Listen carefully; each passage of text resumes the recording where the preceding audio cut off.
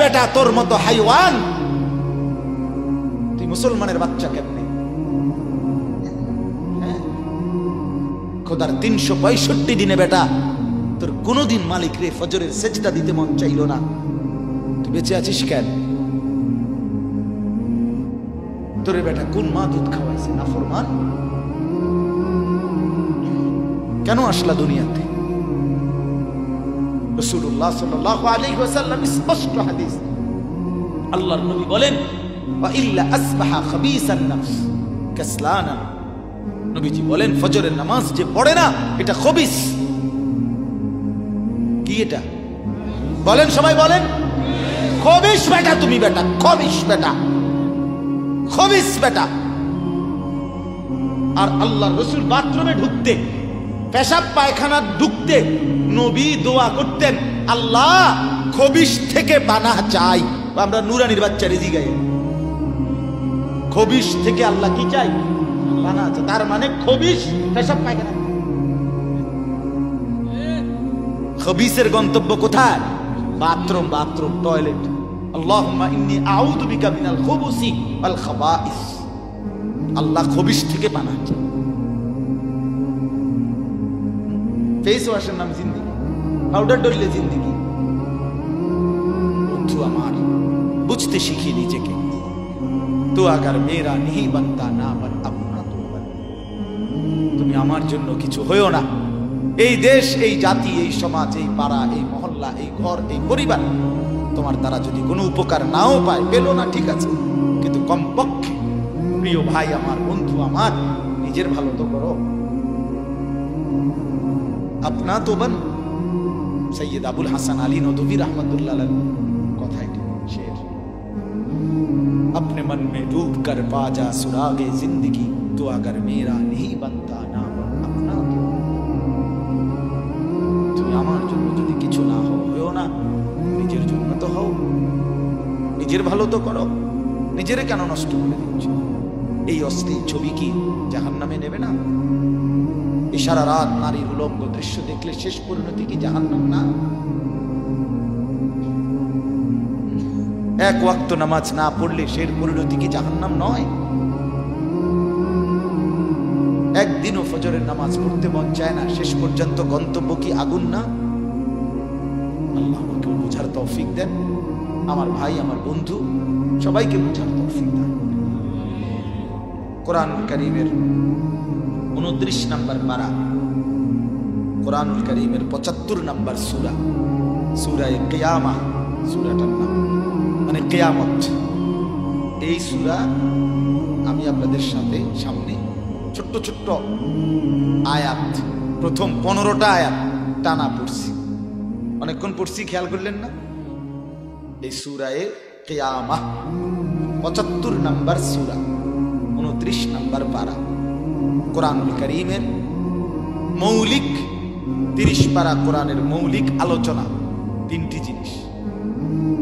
রাসূলুল্লাহ সাল্লাল্লাহু আলাইহি ওয়াসাল্লামের 23 বছরের পুরা জিন্দেগি নবুয়তের মূল বক্তব্য 3টা বিষয়। পুরা ইসলাম 3টি বিষয়, এটারই ব্যাখ্যা। একটা হলো তাওহীদ, রিসালাত, আখিরাত। এই কয় কথা হইলো কল? কি কি কল? তাওহীদ, রিসালাত, আখিরাত। যারা ঘুমায় তাদের দিকে খেয়াল রাখেন, পরে যাওয়ার সময় তারা শুনাই, ভাই তুই তো জিমাইছ, সুযোগ না হেরে নজর রাখেন, অথবা হেরে বলে রাখেন ভাই তুমি ঘুমাও, আমি তোমার পরে। তাহলে 1 নাম্বার কি? তাওহীদ বলেন। 2 নাম্বার রিসালাত, 3 নাম্বার আখিরাত। তাওহীদ মানে কি? লা ইলাহা ইল্লাল্লাহ, এটাই তাওহীদ। জীবনের সর্বক্ষেত্রে এই কথার উপরে নিজেকে গড়ে তোলা। লা ইলাহা ইল্লাল্লাহ, তাওহীদ, একত্ববাদ। এই কায়নাতের যা কিছু আমি জানি বা না জানি, দেখি বা না দেখি, বুঝি বা না বুঝি, সবকিছু নিয়ন্ত্রণ করছেন শুধুই একজন, তিনি আল্লাহ। আমার পুরা দেহে, আমি সংক্ষেপে বলতেছি, আমার পুরা দেহে, আমার মাথার চুল থেকে পায়ের নখ, ভেতর কিংবা বাহির, সবটা নিয়ন্ত্রণ করছেন একজন, তিনি আল্লাহ। আমার জীবনের যা কিছু হাসি কান্না আনন্দ বেদনা দুঃখ সুখ চাওয়া পাওয়া স্বস্তি অস্বস্তি রাত দিন সকাল দুপুর বিকাল আয় উপার্জন বাজার ব্যবসা লেনদেন স্ত্রী সন্তান সংসার জায়গা জমি অনুভূতি সবকিছু নিয়ন্ত্রণ করছেন যার ইচ্ছাতে হচ্ছে তিনি শুধুই একজন, তিনি আল্লাহ। এটাই তাওহীদ, এটা বুঝা, এটা কলিজার মধ্যে আনা। ওই যে দাওয়াত ও তাবলীগের সাথীরা দিবানিশি এই কথাটাই ঘুরে ঘুরে বলে বেশি, ভাই মাখলুক কিছু করে না, মাখলুক থেকে কিছুই হয় না, মাখলুক কিছু ডানে বামে আমরা যা দেখি বা দেখি না কিচ্ছুই কিছু করে না, যা করে করনেওয়ালা জাত শুধুই একজন, তিনি কে? আবার বলেন কে? তিনি। এটা বিশ্বাস কর, এটা কলিজার মধ্যে বসানো। ওয়ালাম আন্নাল উম্মাতা লাউ ইজতামাআত আলা আন ইয়ানফাউকা বিশাইইন লাম ইয়ানফাউকা ইল্লা বিশাইইন কাদ কাতাবাহু আল্লাহু লাক। নবী সাল্লাল্লাহু আলাইহি ওয়াসাল্লাম বলেন, উম্মত শুনো, সারা পৃথিবীর সমস্ত মানুষ একত্রিত হয়ে যদি সিদ্ধান্ত নেয় তোমার একটি উপকার করবে, তারা কোনোই উপকার করতে পারবে না, তোমার সেই উপকারটাই কেবল হবে যেটা আল্লাহ তাআলা তোমার জন্য তাকদীরে লিখে রেখেছেন।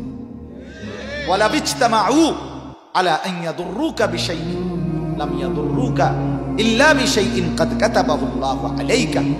সবাই মিলে যদি সিদ্ধান্ত নেয় তোমার একটি ক্ষতি মুসিবত বিপদ ফেলবে, তোমাকে কেউ কোনো মুসিবতে ফেলতে পারবে না, তোমার সেই মুসিবতটাই হবে যেটা আল্লাহ তাআলা তোমার জন্য তাকদীরে লিখে রেখেছেন। এই কথার পরে